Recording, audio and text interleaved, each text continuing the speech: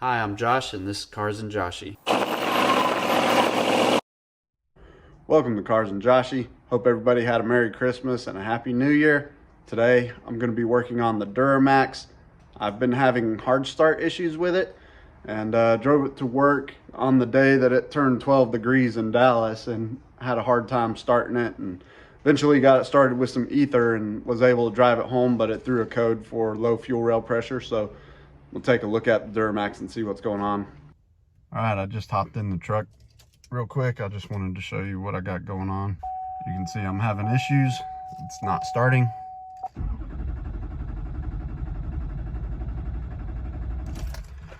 I checked the codes on my scan tool, and it was like a P0087 or something like that. I'll put the little number up here and the picture of the description, what my scan tool told me. But like I said, I did have some hard starts before, and then when I did get it started, I'd have a like slightly rolling idle, like sitting at idle, where the RPMs just, I mean, it was very minimal. You couldn't even really see the needle moving, but you could feel that the RPMs were kind of fluctuating a little bit.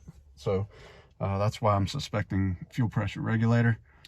And the other part that I'm going to replace is the fuel rail pressure valve, just because when I have been getting on the throttle without a trailer or anything, it kind of wants to fall on its face, like it's not got the fuel pressure that it needs. So I'm going to go ahead and replace this as well. So I think there was a combination of things going on with the fuel pressure regulator and this relief valve that goes in the end of the fuel rail. So I'll go ahead and show you guys how to replace both of those. And then I'm also going to change out the fuel filter, just put a new one in there. So let me get started. All right, so on the back of the fuel rail right there, you can see the head of that plug, or right now it's a pressure relief valve, but I'm going to swap it out. The other part, which is the fuel pressure regulator, is underneath all of this stuff. So basically I'm going to have to move the AC compressor. I got to drain some coolant and remove this thermostat housing right there, because the fuel pressure regulator is actually bolted to the back of the CP3 pump, and so I got to get all this stuff out of the way to get to the CP3 pump. So once again, it's really windy out here, so I'm not going to be recording a whole lot of it, but I'll show you what was taken off and stuff as I take it off. Just don't want to deal with the wind buffeting on the microphone and stuff. Those kind of videos annoy me, and I don't want to do that to my viewers. So I'll see you guys as I work through this. All right, I just wanted to show you guys this real quick. I'm gonna end up buying another part, but this is a fuel filter housing right here, and this is a primer pump for the fuel system. But if I press down on it,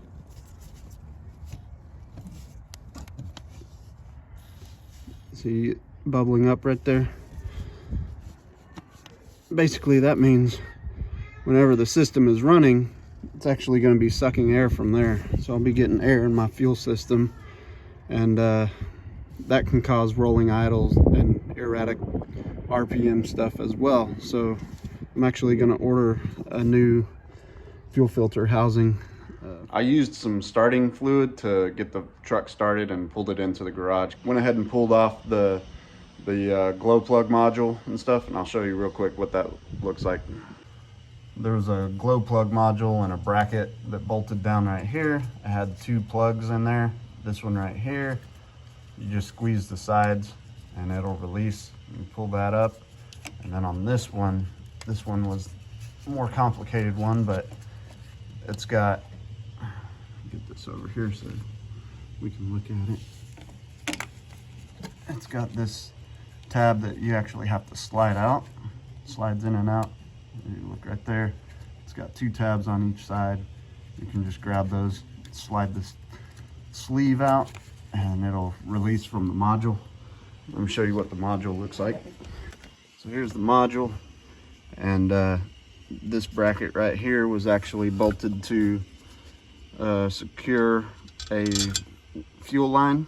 So basically the long bolt, this longer bolt goes on there and goes through this nut that's riveted back here. It goes onto the fuel line like that. These two smaller bolts, they held down the module, and then these 4 bolts actually bolted the bracket onto the block back there. So that's how you get that disconnected. And then you can see and access the fuel rail pressure relief valve, which is back there. Hard to see, can't really see it too good, but it's back there at the end of the fuel rail. Here's a much better view. You can actually see the head of the pressure relief valve right here at the tip of the screwdriver. So I'm gonna take that out and replace it with the new relief valve. That's an 18 that I have on there, but this is like the sloppiest 18 that I've ever seen. It's like, I've tried an 11/16, a 17, a 3/4. The only one that really fits on the head of that relief valve is an 18, and it's just like so loose. I don't even like it. I don't trust it, but since it's the only thing that fits, I'm gonna go with it. I took my fuel capturing rag out of there and put the ratcheting end of the wrench on there. So now I'm gonna try and hook my other wrench on here for some leverage. Hopefully that'll work. Crack it loose. Yeah, there we go. And it's loose.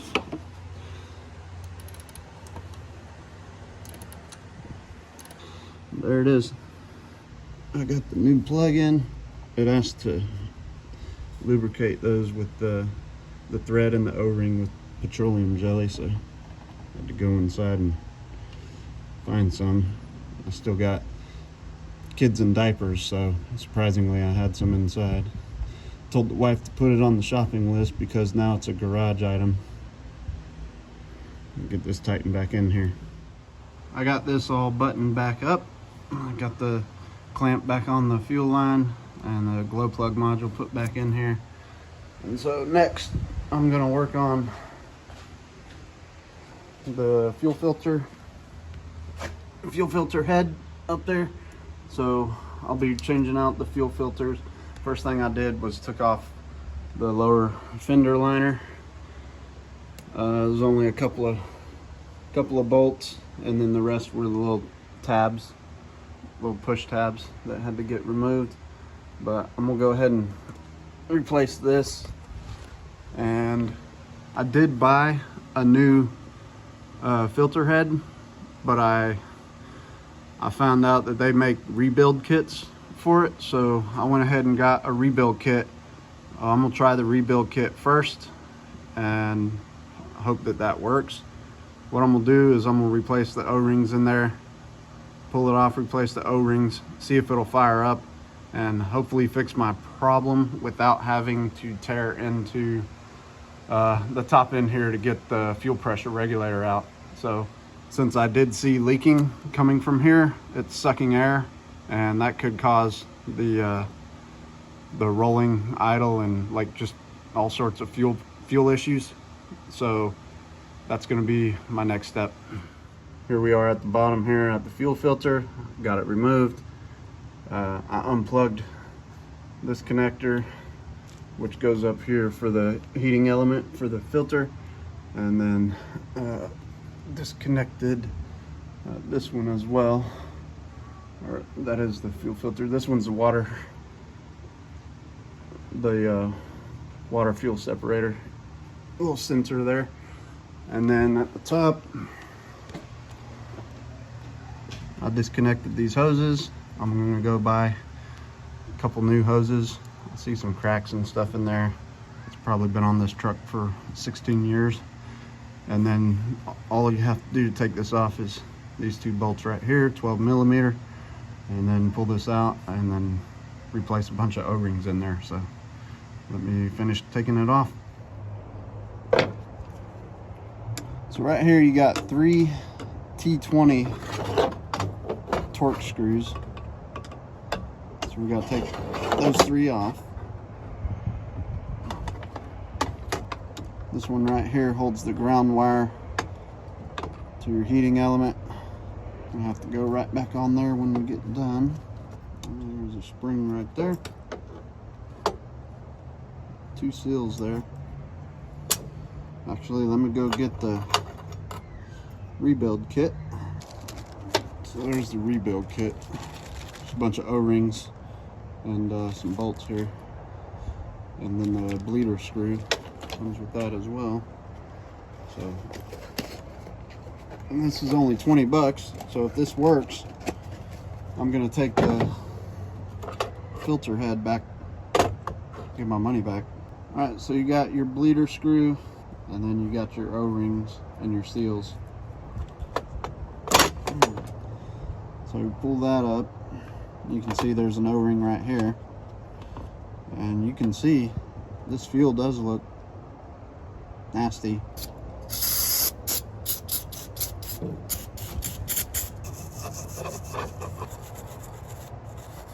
Put the new O-ring on here and take some petroleum jelly and just lube it up so it don't pinch or nothing when I'm trying to put the sleeve back over it.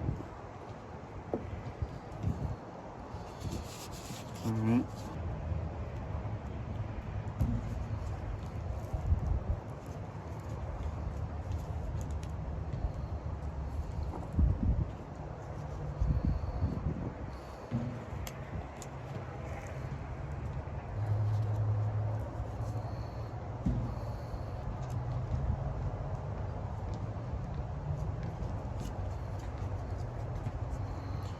Well, I think everybody knows what that means. About to lose my light.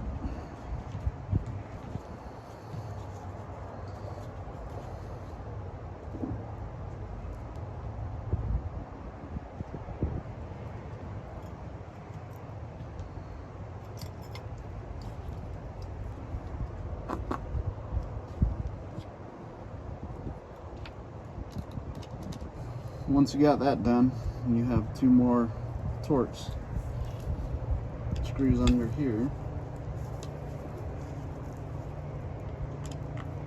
and you can actually see it right there. You got a spring with a little ball, check ball right here, so you be careful with that ball when you open this up. You don't want that to go flying or rolling down the street or out the garage or whatever. So just keep an eye on that. These screws you have to reuse because the new kit doesn't come with these ones.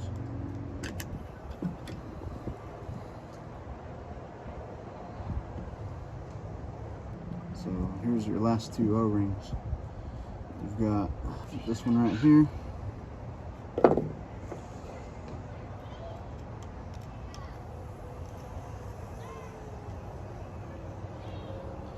You got the one that goes around this, which is actually still down in here, so I'll pull that one out after I get this cleaned up and put the new O-ring in here.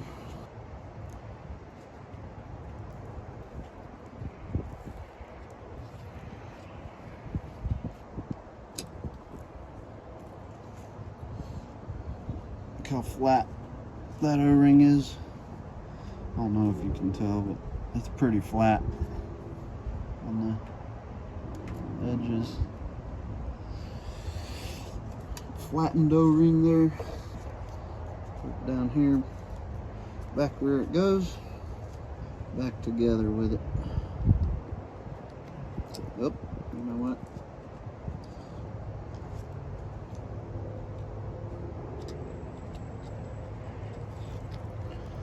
Could have been bad if I forgot that ball.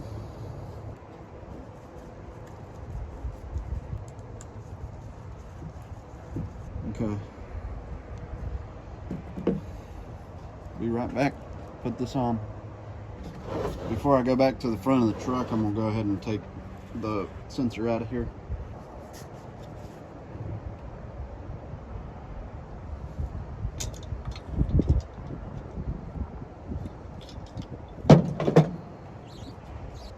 This is my new filter. I'm just gonna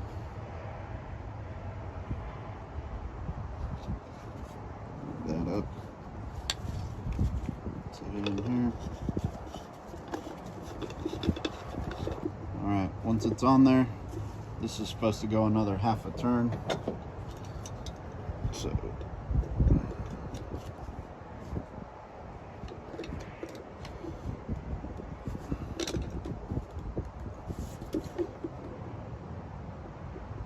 it's about half a turn there.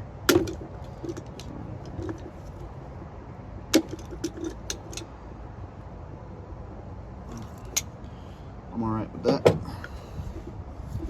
I've got a new O-ring right here on the top, so I'll go ahead and take this over. You can either pre-fill these with diesel or just cinch it up to the filter head and use your primer pump to get diesel to it, and that's what I'm going to do.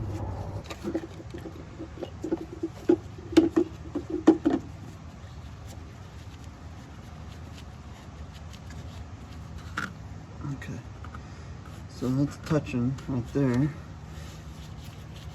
So it says another quarter turn after it touches.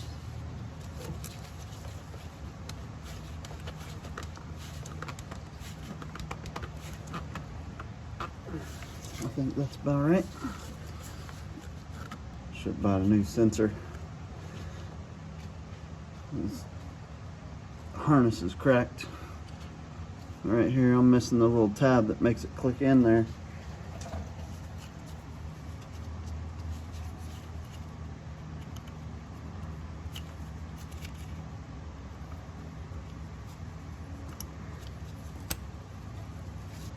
Unfortunately, the only thing the parts store locally didn't have were these fuel lines that really need to be replaced. I think they're gonna leak when I put them back on here, but I don't have any new fuel lines, so I'm going to have to try them anyways. So,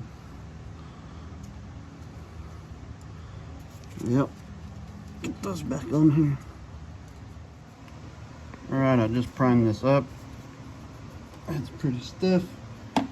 Cracked the bleeder screw.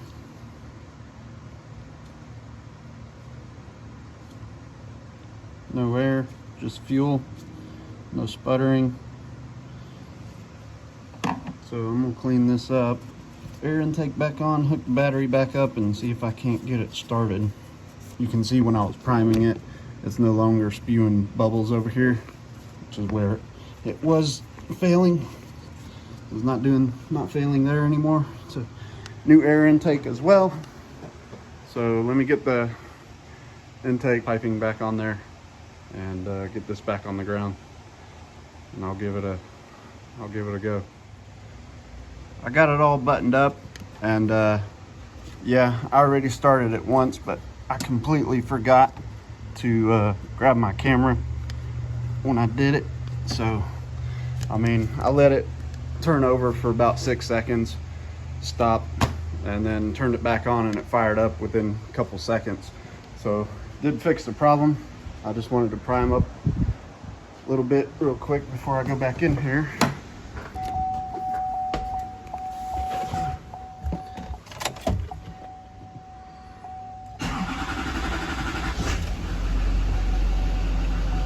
And it fires up. So what I'm going to do now, I'm going to take it for a test drive, see how it runs. I'm going to clear that code before I do my test drive. I'm going to need the app on my phone to do that, so I'll be right back after I clear it. I got that code cleared. Go ahead and start it back up after clearing the code. Fires right up. Check engine light goes out. to go ahead and go on a test drive. Alright, so previously I wasn't able to go above 2,000 RPM, and whenever I floored it, it would just fall on its face. So let's see what we can do here.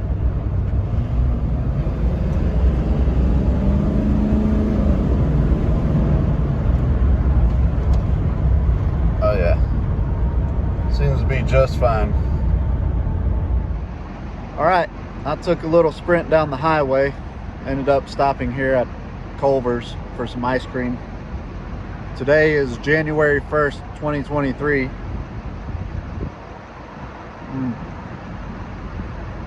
Thus breaking my New Year's resolution. I didn't last long, but man, these are so good. Anyways, the truck ran great. You know, I got on it, floored it a few times, no issues. You know, the fuel was demanded and it was given. She ran awesome. So I'd say the $20 fuel head rebuild kit was the solution. If you've been waiting on El Camino videos, be patient. The next video should be an El Camino video. I'll get back to that and get that going. My goal is to have that finished this year, hopefully by mid-year. So please tune in for those videos, and thanks for watching Cars and Joshy. Josh out.